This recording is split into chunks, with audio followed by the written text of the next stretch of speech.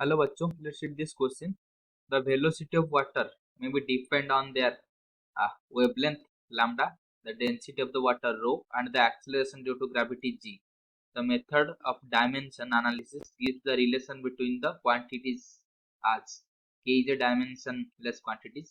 तो क्वेश्चन में बोल रहा है कि जो वेलोसिटी है वो उसकी wavelength lambda, acceleration due to gravity g और उसकी डेंसिटी रो के ऊपर डिपेंड करता है और इधर है के है डायमेंशनलेस क्वांटिटी जो कि कांस्टेंट है।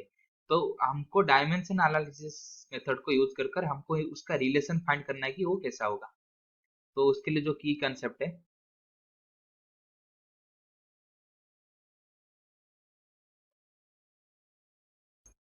की कंसेप्ट ये है कि अगर एक एक्सप्रेशन है उसका एल एच साइड का dimension equal to R H side का डायमेंशन होगा। मतलब अगर कुछ भी, अगर एग्जांपल मान ले कुछ भी एक एक्सप्रेशन है, मान लीजिए A plus P equal to C plus D ऐसा है, तो उसको अगर लेफ्ट हैंड साइड का डायमेंशन हमने निकाला तो ये हो गया M to the power A या L to the power B T to the power C, ये मान लीजिए। और जो इस साइड का राइट हैंड साइड का जो एक्सप्रेशन आया ये मान लीजिए एम एक्स एल वाई और टी जेड आ गया। तो डायमेंशन एनालिसिस मेथड से हम ये बोल सकते हैं कि जो ए है वो एक्स के साथ बराबर होगा, जो बी है वो वाई के साथ बराबर होगा और जो सी है वो जेड के साथ बराबर होना चाहिए, क्योंकि दोनों साइड का डायमेंशन मतलब फंडामेंटल क्वांटिटीज का जो पावर है वो मस्ट बी इक्वल हो। तो क्वेश्चन के अनुसार जो वेलोसिटी है वो किसके ऊपर डिपेंड करता है? वो पहले तो एक कांस्टेंट रहेगा जो कि डायमेंशनलेस है, उसके साथ कोई भी डायमेंशन का डील नहीं है। और क्या रहेगा? दूसरी जो रहेगा, पहले तो रहेगा lambda wavelength acceleration due to gravity, तो ये आ गया lambda acceleration due to gravity. और क्या रहेगा? एक डेंसिटी रहेगा। तो ये तो लिनियरली नहीं डिपेंड करेगा, कुछ पावर के हिसाब से डिपेंड करेगा। मान लीजिए जो वेलोसिटी है वो इक्वल टू के, जो कांस्टेंट है, उसके पावर के साथ तो कोई भी उसकी रिश्ता नहीं है। तो ये हो गया lambda to the power A acceleration due to gravity to the power B and density to the power C. मान लीजिए कुछ ऐसे पावर के ऊपर ये डिपेंड करेगा वेलोसिटी, ये सब टर्म के ऊपर। तो हम अभी डायमेंशन इक्वल करेंगे तो वेलोसिटी का डायमेंशन जितना होगा ये टोटल साइड का डायमेंशन भी उतना होगा। दैट इम्प्लाइज हम ये बोल सकते हैं कि जो वेलोसिटी का डायमेंशन है वो कितना है, M zero L one T minus one, वो मस्ट बी इक्वल टू होगा के का डायमेंशन क्या है, वो डायमेंशन लेस है, तो M zero L zero T zero into lambda. Lambda क्या है? वो लेंथ का यूनिट है, तो ये हो जाएगा M zero L one T zero. तो उसकी पावर क्या है? ए। और दूसरी जो एक्सीलरेशन ड्यू टू ग्रेविटी, तो उसका यूनिट क्या होगा? एक्सीलरेशन का यूनिट होगा। तो ये हो गया M zero L one T minus two to the power B. और क्या बचा? डेंसिटी। तो डेंसिटी जो है होगा M one L minus three T zero, तो उसके पावर क्या होगा? सी।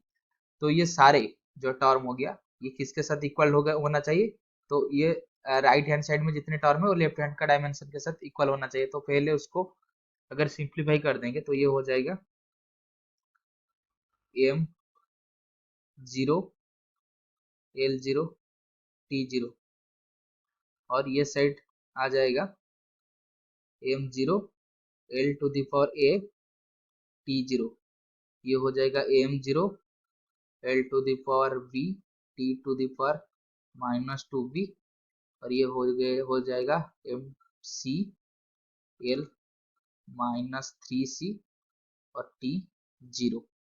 तो इसको अगर मिला देंगे तो ये हो जाएगा एम सबका पावर जीरो, बस इधर सी ही बचा हुआ है, तो एम सी। और एल का पावर कितना है? इधर जीरो है, इधर ए प्लस बी, इधर माइनस थ्री सी। और बचा क्या? टी। टी का पावर इधर जीरो इधर जीरो, इधर माइनस टू बी और इधर भी जीरो। तो ये आ गया ये। तो अभी एक एक फंडामेंटल यूनिट जो है उनका हमने पावर इक्वल करेंगे।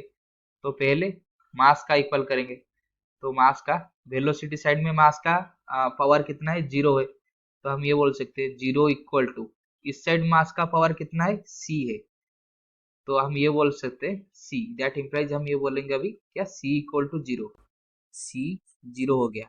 c था टोटल डेंसिटी का पावर, तो उसका 0 हुआ मतलब वेलोसिटी जो है डेंसिटी के ऊपर बिल्कुल भी डिपेंड नहीं करेगा, तो c आ गया 0। और अभी लेंथ को इक्वल करेंगे, तो लेंथ क्या है 1, तो इधर साइड क्या है a plus B minus 3c, तो हम ये बोल सकते हैं a plus B minus 3c equal to कितना होगा 1। और बचा क्या, और बचा टाइम, तो टाइम क्या होगा 3b इक्वल टू -1, तो हम ये बोल सकते हैं कि इधर सॉरी ये 2b लिखा हुआ है, मैंने गलती से 3 बोल लिया, ये t to the power -2b, क्योंकि इधर t का 2b -2b पावर है, तो ये होगा कितना -2b equal to -1, that implies हम इधर ये बोल सकते हैं कि जो b है ये क्या है 1/2 है, तो c0 b 1/2, तो इसी इक्वेशन, मान लीजिए ये इक्वेशन 1 है, तो इक्वेशन 1 में अगर इस वैल्यू को डाल देंगे तो क्या हो जाएगा a प्लस 1/2, तो c तो 0 है, plus 0 equal to 1, that implies a भी कितना है, ये है 1/2। तो अभी हम वेलोसिटी को लिख सकते हैं, तो वेलोसिटी अभी क्या होगा, तो जो वेलोसिटी इक्वल टू के, जो कि डायमेंशनलेस क्वांटिटी है, इनटू, तो लैम्डा टू दी पावर ए, तो ए का वैल्यू कितना है 1/2, तो ये आ जाएगा lambda to the power 1/2 into दूसरा टर्म क्या था acceleration due to gravity G to the power B, B का वैल्यू कितना है 1/2, तो हम ये लिखेंगे कि G to the power 1/2 into तीसरी टर्म जो था डेंसिटी, तो डेंसिटी पावर सी, सी का पावर कितना है 0, तो डेंसिटी टू दी पावर 0 आ जाएगा, दैट इम्प्लाइज हम ये बोल सकते हैं कि जो वेलोसिटी है वो इक्वल टू के इंटू लैम्डा जी का टू दी पावर 1/2, तो अगर दो साइड स्क्वायर कर लेंगे तो ये हो जाएगा v square is equal to के इंटू लैम्डा इंटू जी, तो ये आ गया वेलोसिटी के साथ उसकी रिलेशन। तो अगर ऑप्शन चेक करेंगे तो option B, v square is equal to के इंटू लैम्डा इंटू जी, तो option B is the right answer. I hope you have understood this question, best of luck.